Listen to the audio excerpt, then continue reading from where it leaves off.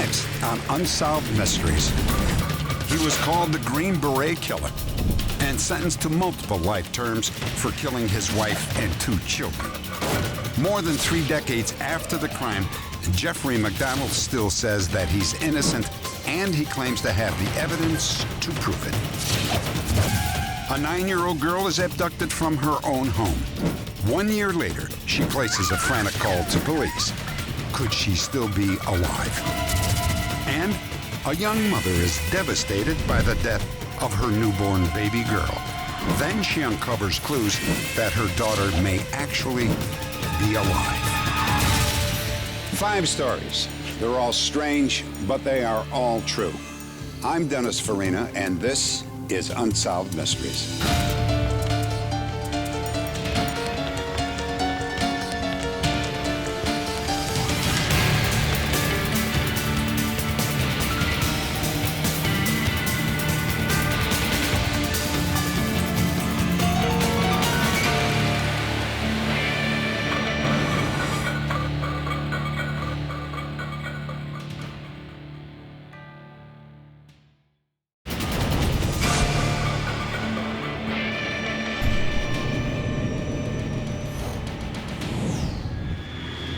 Gallup, New Mexico lies within what was once the territory of the Navajo Indian Nation.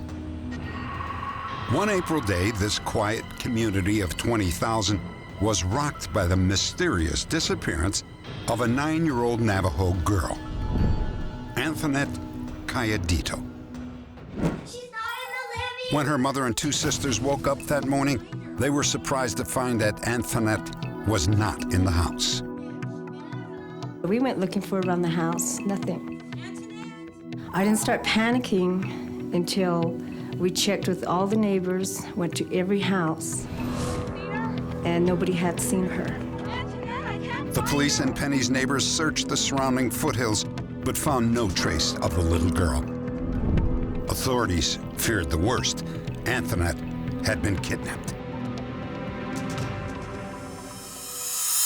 As the days stretched into weeks and the weeks into months, police could offer little hope of ever finding Anthonette alive. But after a year went by, a surprise phone call seemed to indicate that she was alive and being held against her will. The call came into the Gallup police station. Gallup Police Department. Hello. I'm Anthonette Gallegito.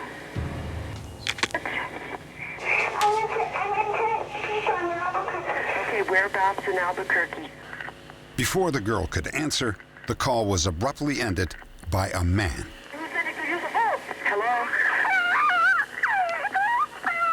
Anthonette, where are you? Anthonette? Hello?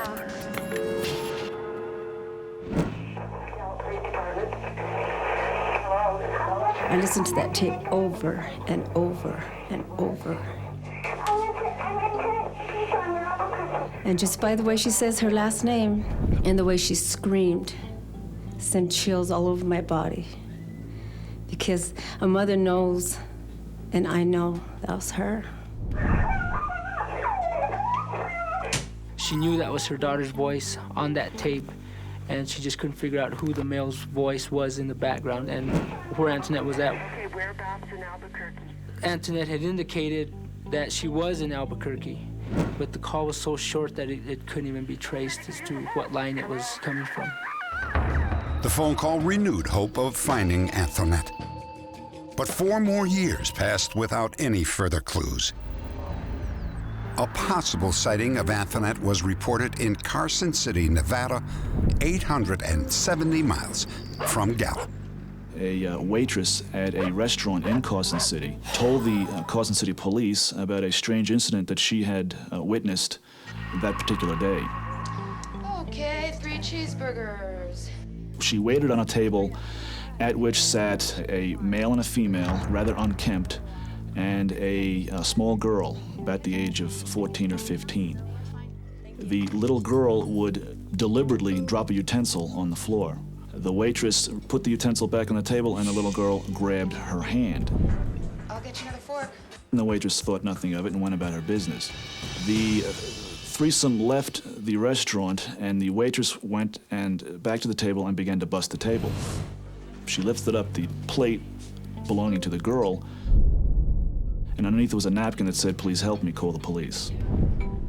By the time she realized what had happened, the couple and the girl were gone.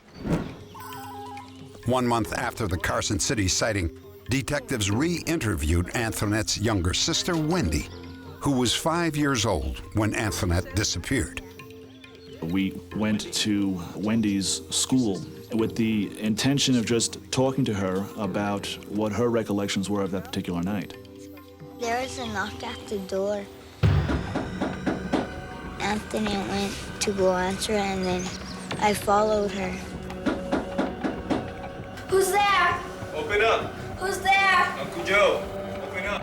She goes, "Who is it?" And then they say, "Uncle Joe." So she opened the door and they grabbed her. She started kicking and she goes, "Let me go, let me go." And then they took her to a van, a brown van.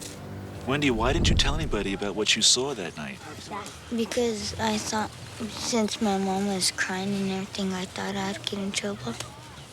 I don't believe she's making this up. I strongly feel that she's telling us the truth with that. Wendy was unable to provide investigators with a description of the kidnappers. Authorities interviewed Anthonette's Uncle Joe, who provided a credible alibi for that night. He was quickly cleared as a suspect. I believe that the people that took Anthonette are not family members, but is somebody that is close to the family. Otherwise, Anthonette would not have opened that door had they not stated that it was her Uncle Joe. Finally, Penny visited a respected Navajo medicine woman. She performed the crystal ritual, which is said to make contact with the spirit of a missing person. The medicine woman said that Anthonette was still alive and may have a child. She was being held against her will by threats of violence somewhere in the Southwest. Going to the medicine lady gives me a lot of strength, and it helps me to just know that she is alive. No matter who she's with, they got to have some compassion not to hurt another human being, as small as she is. Anthonette Calladito was 9 years old when she disappeared. Today, she would be in her 30s and may look like this computer-aged photo. She has brown hair and brown eyes, and her birthday is December 25th. If you have any information, please log on to our website at unsolved.com. Next, Jeffrey McDonald says that intruders murdered his family. Authorities say that he's the killer.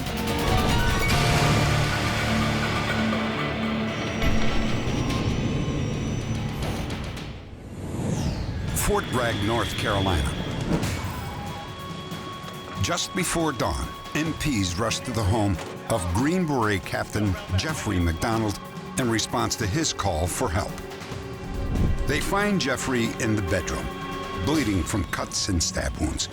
His wife, who was 5 months pregnant, and their 2 young daughters have been savagely murdered. You gotta tell me what happened here. Who did this to you? Jeffrey says that he and his family were attacked by 4 intruders, one of whom was a female. MPs reported seeing a woman that fit Jeffrey's description just 2 blocks from the murder scene. It is believed that the mystery woman was Helena Stokely, a known drug user and police informant.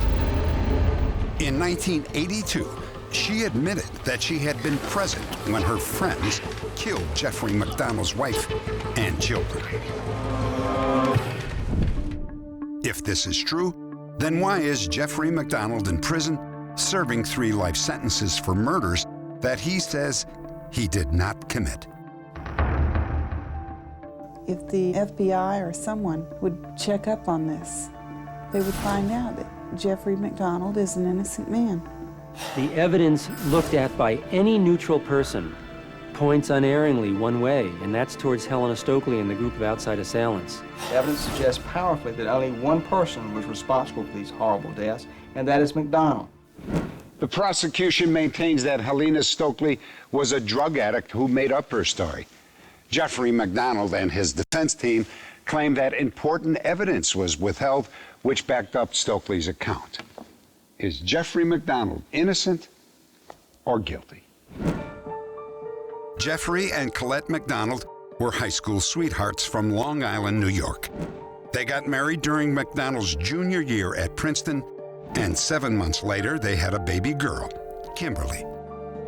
By the time Jeffrey McDonald had worked his way through medical school, they had a second daughter, Kristen. Medical school and parenthood had been tough on both Jeffrey and Colette. McDonald says that when he chose to join the Army, it turned out to be just the break they needed. Jeffrey joined the Army Green Berets as a surgeon. His wife and 2 daughters followed him to Fort Bragg, North Carolina.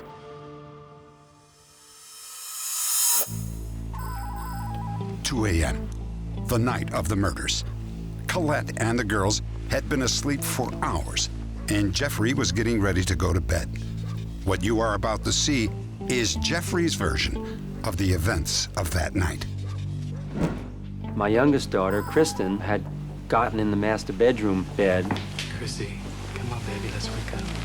And she had wet my side of the bed. Let's sleep on the couch. Come on. So I put her back in her own bed,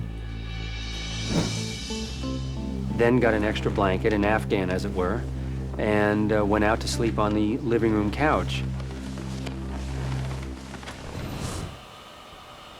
The next thing I remember was I was awakened, and I heard Colette screaming, and I heard Kimberly screaming, and I saw 3 people. I saw a black male, and I saw 2 white males. The black male swung something at me, and I threw my hand up trying to ward off a blow. And something hit me in the forearm and my head and knocked me back onto the couch. The 2 white males started throwing what I thought were punches. I got a sudden sharp pain in my right chest, and I remember very distinctly thinking to myself, he throws a hell of a punch. During this time, I saw what I took to be a woman. I saw long, stringy blonde hair, a big floppy hat, and I saw a wavering light on her face. I heard a voice that I thought was a woman's voice saying, "Acid is groovy, kill the pigs." I was grabbing arms and trying to hold on, and I couldn't grab because somehow my pajama top had been pulled over my head and it was wrapped around my hands and my wrists, and I was trying to fend these people off.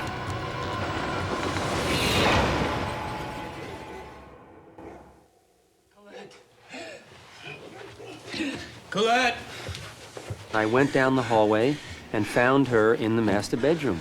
Colette! It was an awful sight. I started to give her mouth to mouth, and the air was coming out of her chest. Colette could not be revived. Jeffrey claims he gave up and covered her with his pajama top. Gimme, baby. I ran into Kimberly's room. She was also covered with blood. She was in her bed. And I remember doing mouth to mouth on Kimberly. And I remember air coming out of her neck. And I went across the hall to check Kristen, and Kristen was the same way. And the next thing I remember was talking on the telephone, trying to get help. Jeffrey remembers telling the operator, "We've been stabbed, we need help." But he could not make her understand. He dropped the phone. I remember a little later, standing in the bathroom, looking at my forehead because my head was splitting. It felt like my head was splitting. I couldn't think. I couldn't figure out what I was looking at. Then I remember washing my hands. I don't know why I was washing my hands. I'm a physician. I guess I was trying to do something surgical. 3 minutes later, Jeffrey picked up the telephone. The operator was still on the line.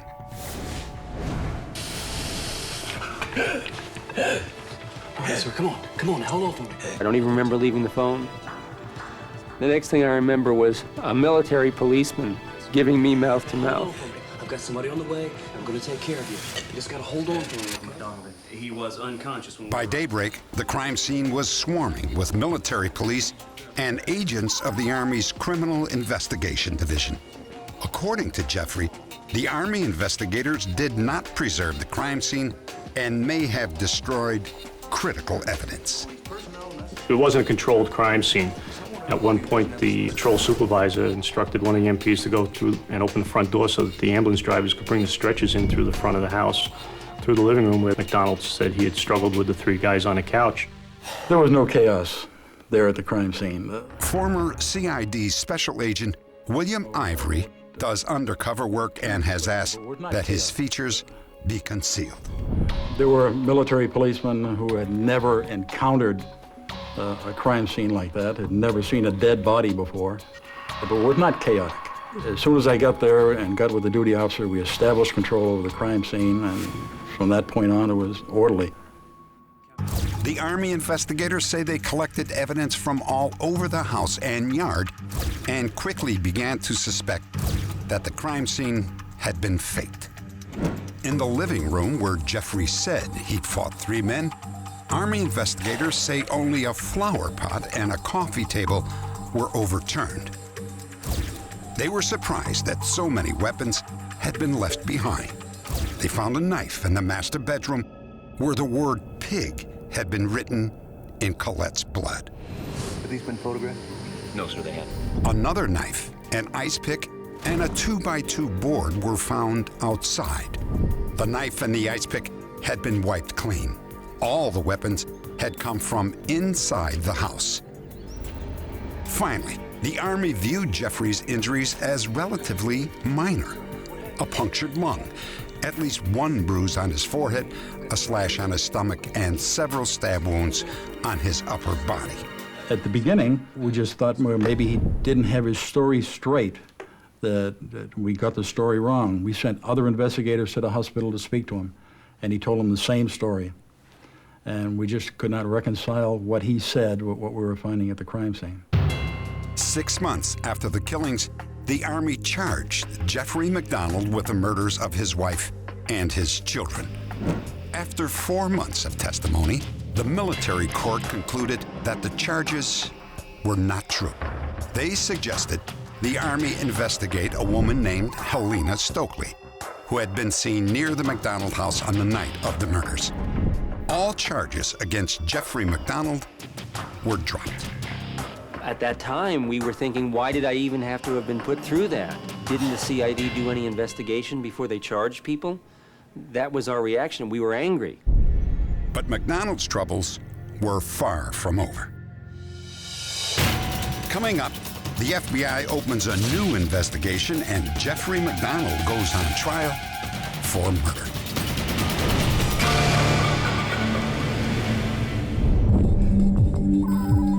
In February 1970, the pregnant wife and 2 young daughters of Army Surgeon Jeffrey McDonald were brutally murdered in the family's Fort Bragg, North Carolina home.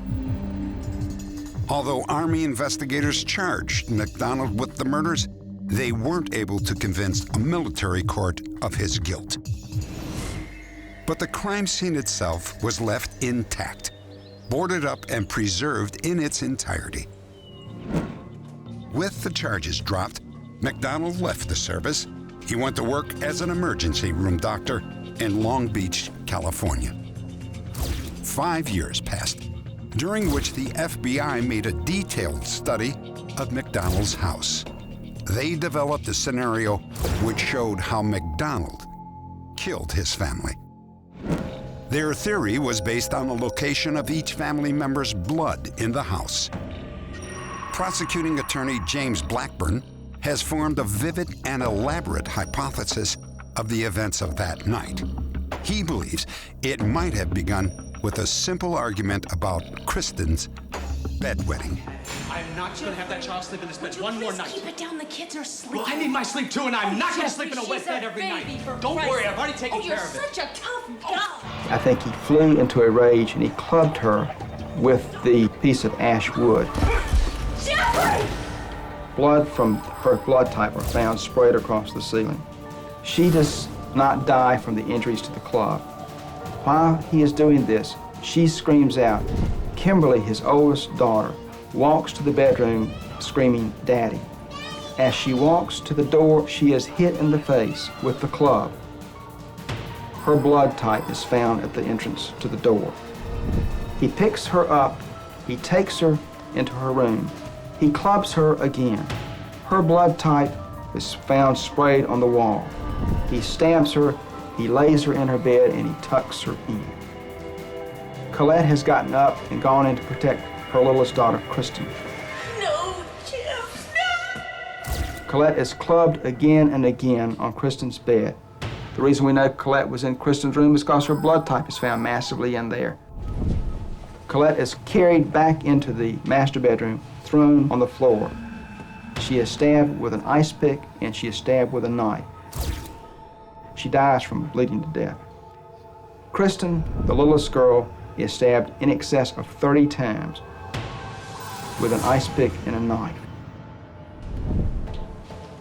Blackburn theorizes that Jeffrey made it look like intruders had been in the house. He then went into the bathroom. A lot of blood is found in the bathroom sink, but the blood is not the blood of his family. The blood is that of his own self. It's type B blood. I believe that the blood got there when he self-inflicted his own injury to his right lung. At the hearing, a grand jury indicted Jeffrey McDonald for murder. But the case didn't go to trial until 9 years after the killings.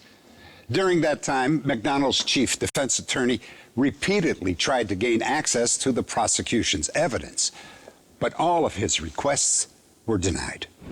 The government blocked us in every way. They sat on the evidence for 9 years and fought all efforts for the defense to see it. Finally, with a few weeks to go before trial, I implored the judge in the name of fairness and decency to force the government to let us see it. The judge granted Siegel's request. 9 years worth of evidence had been boxed up and stored in a jail cell. There's no way, Bernie. This could take months, it could take years to do this. Siegel had only 2 weeks to examine thousands of exhibits, a task he knew was impossible. What are you doing now? I hear Kimmy screaming, "Daddy, Daddy." Before the trial began, Siegel had Jeffrey put under hypnosis and videotaped the session. I'll help you. Just let it come out. It's fine. I'll help you, Kimmy. Jeffrey described in detail the 4 attackers. One of those descriptions seemed to match that of a woman seen by an MP on the night of the murders. Many believe the woman was drug addict and police informant Helena Stokely. The evidence that we had was of 9 separate people under different circumstances, different places, and different times who had heard from her own mouth her words admitting involvement in the murders of the McDonald family. During the trial, the defense subpoenaed Stokely to testify, even though the CID had dismissed her as a drug-addicted liar. Do you remember in the months... On the stand, she did nothing to dispel that depiction. Do you recall talking to him about the McDonald murders at Fort Bragg? The subject came up, but I don't remember what we said.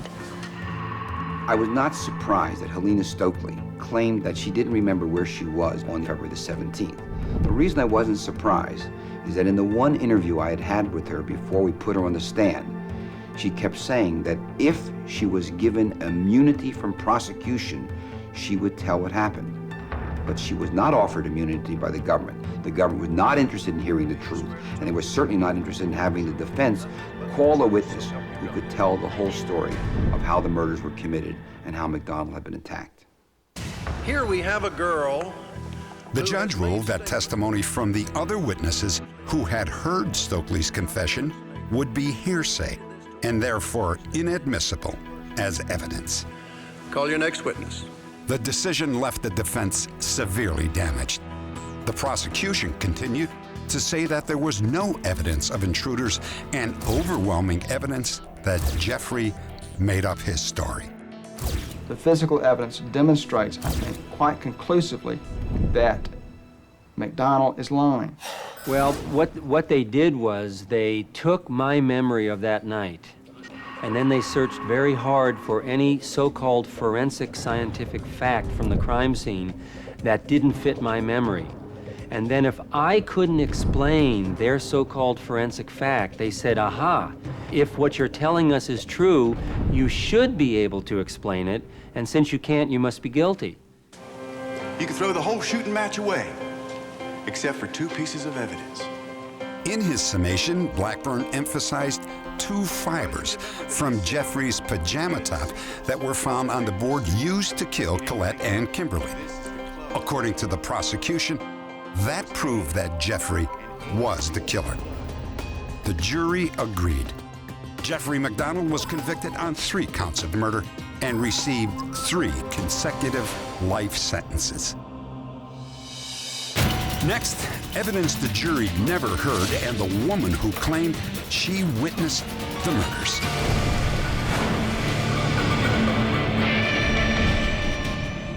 For over 3 decades, Jeffrey McDonald has insisted that his family was murdered by intruders, but his lawyers had no way to prove it. The defense received 10,000 pages of documents related to the Jeffrey McDonald case.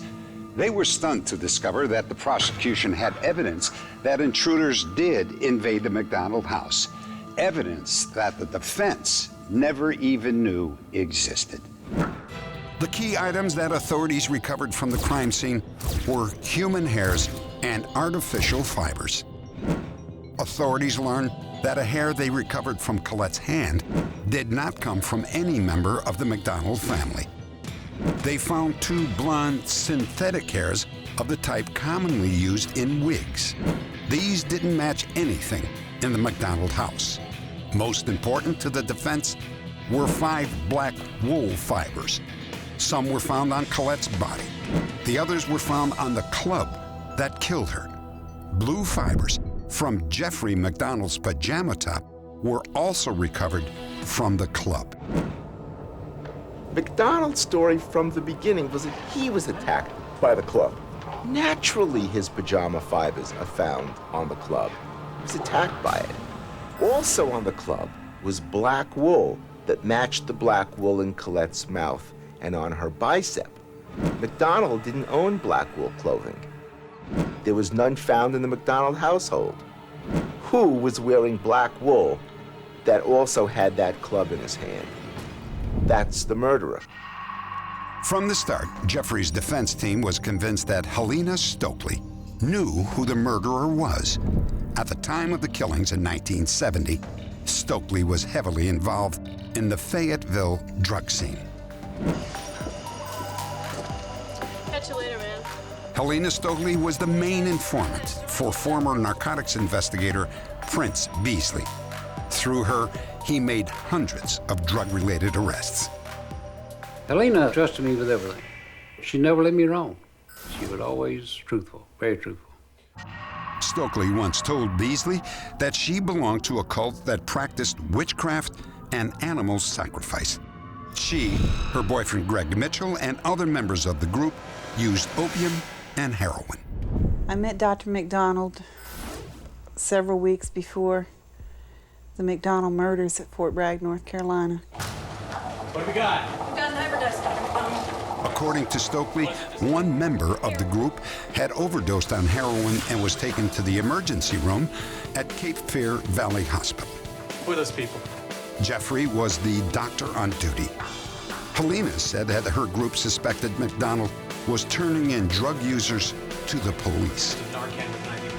We'd simply discussed the fact that he was giving us a hard time and that someone did have to have a talk with him and they were just going to rough him up a little or something like that.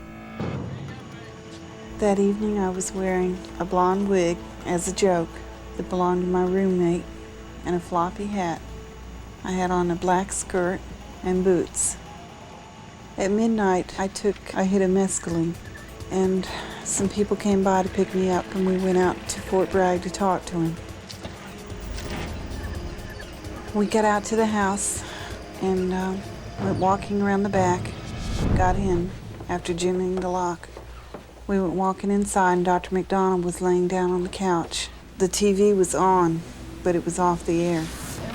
I just screamed, "Acid is groovy. Kill the pigs, hit him again." Then someone went into the bedroom. Colette was laying there with one baby next to her. Greg Mitchell was in the bedroom then. Then I went back there, and he was beating her up, and I just started screaming, "It's getting out of hand." From the start, the Army investigators discounted Stokely's story as unreliable. However, one person backs up her account.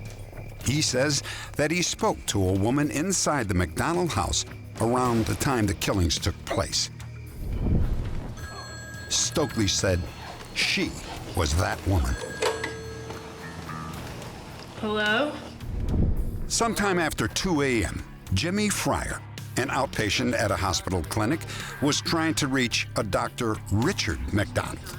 The hospital gave him Jeffrey McDonald's number by mistake.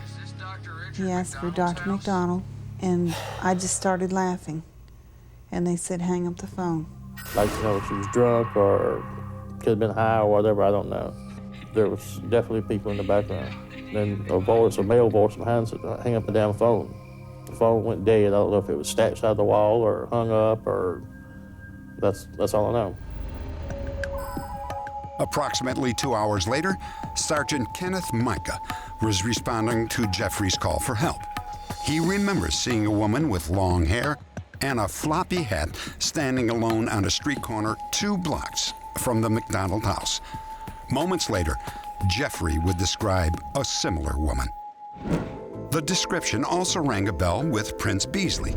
The day after the murders, he questioned Stokely. You guys match the description of the people McDonald says were in his house. She said it seemed like that I was there. And she said, all that blood, I just couldn't stand it.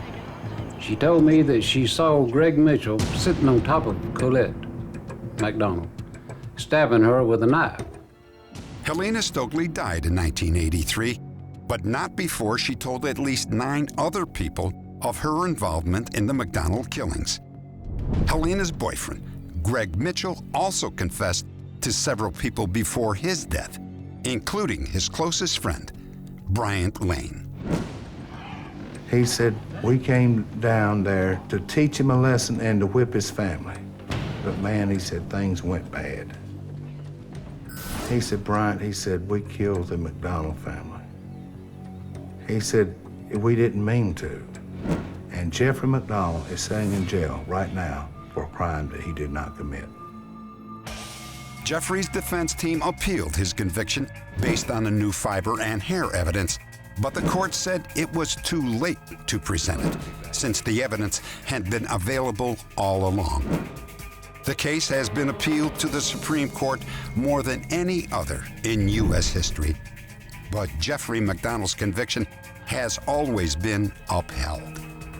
He was denied parole in 2005. His next parole hearing isn't until 2020. I believe that Jeffrey McDonald alone is the one who's responsible for these murders. And I think Jeffrey McDonald alone is the one person who ought to be in prison for as long as possible for having committed these murders. I know that I'm innocent. I never injured my family, I didn't participate in it, and I certainly didn't kill him.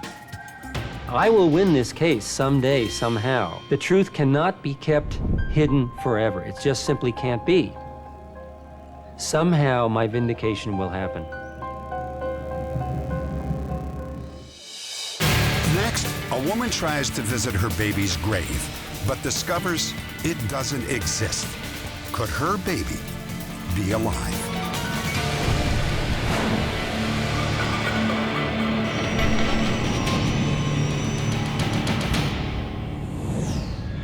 Worthington, Minnesota. Marlis Gross is 20 years old, soon to be divorced and about to give birth. She has moved to Minnesota to be near her mother when the baby is born. Marlis is heavily sedated during her difficult labor. The next thing she remembers is seeing her daughter, Mary Agnes Gross, for the first time. I couldn't take my eyes off of her little feet. They were moving, and I felt so happy. And I just kept watching her little feet, and then I drifted back to sleep. When I woke up, I looked to see where my baby was, and I didn't see her. And I asked the nurse, "Where's my baby?" And she said, "The doctor will be in to talk to you." Can I see my baby now? I'm sorry, Marlis, but your baby died. How long did my baby live? Just 1 hour. I could hardly believe that, because I seen her little feet move. When Marlis left the delivery room, she passed a bassinet that was on its way to the morgue. She insisted on seeing her baby. And I must have only seen my daughter maybe 10 seconds, 15 at the most. And my baby didn't look dead. My baby looked like she was just sleeping. She wasn't purple. She had dark hair. She had lots of hair. She also noticed that Mary Agnes had marks on her forehead left by the doctor's forceps during the delivery. She asked for an autopsy, but was told that it was too late. When Marlis was still in the hospital, a friend visited the funeral home along with Marlis's mother. She claimed that the baby she saw looked different from the infant that Marlis had described. I didn't see any marks on her forehead.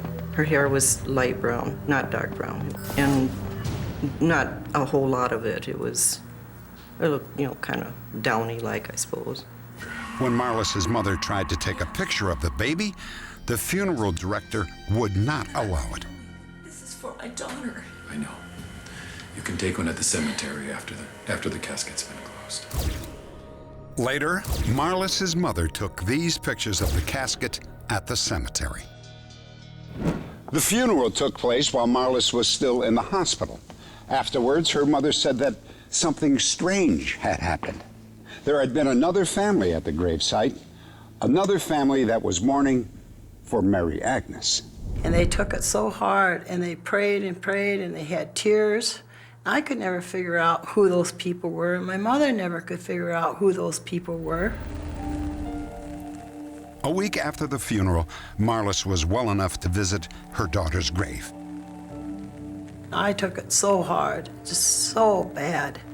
And from that day on, I was out to that cemetery like 3-4 times a week. 3 months later, Marlis received a mysterious photograph in the mail. There was no letter, no return address, just a picture of a husband, a wife, and 3 children. One of them, a baby girl. The baby looked like my husband, and I've never seen these people in my life. And I showed it to my family, and my family didn't know who those people were either, but they also thought the baby looked a lot like my husband. A year passed before Marlis saved enough money to buy a headstone. But cemetery workers did not place the stone on top of Mary Agnes's grave. Instead, it was positioned a few feet off to the side. Though she moved away, Marlis would still make trips to her daughter's grave. On one visit, she got the shock of her life.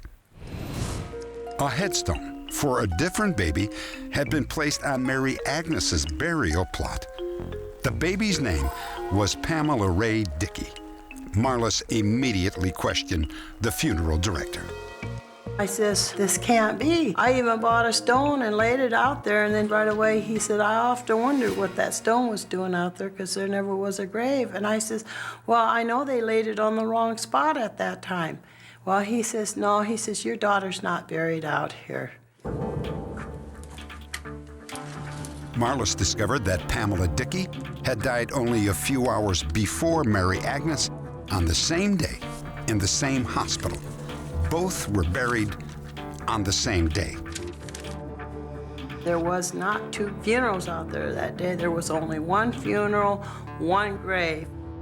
Marlis also found Mary Agnes's last name, Gross, written in the upper corner of one of Pamela Dickey's funeral papers.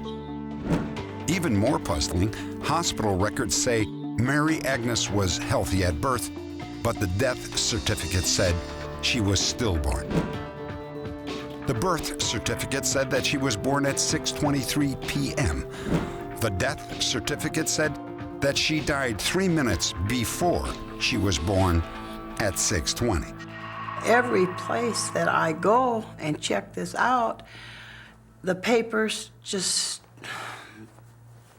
like my daughter had never died. Marlis asked that her daughter's body be exhumed. DNA testing revealed that the child buried there was not Mary Agnes. Marlis then showed Pamela's mother the photos taken of Mary Agnes's casket. She looks at the picture, she says, "That's my baby. My husband bought that casket." And then I asked her, I said, "Did anyone go to your baby's funeral?" She said, "Yes, my in-laws and my husband." I believe that my mother now went to the Pamela Ray Dickey's funeral. If Marlis is right, Pamela Dickey is buried where she thought her own daughter was laid to rest. So what happened to Mary Agnes? Marlis is convinced that she's still alive and that the baby in the picture she received more than 30 years ago was her firstborn daughter. What I think today that picture was a family that adopted my baby, and they wanted to show me that my baby was in a family, and that's why they sent me that picture. I was 20 years old, I lived by myself, and maybe they thought that I couldn't take care of the baby, so they had another family raise my baby. Marlis still hopes to find out what happened to her daughter. Mary Agnes was born on June 12, 1962, at Worthington Regional Hospital in Worthington, Minnesota. I'll never give up until I find where she's at. If you have any information about this case, please log on to our website at unsolved.com.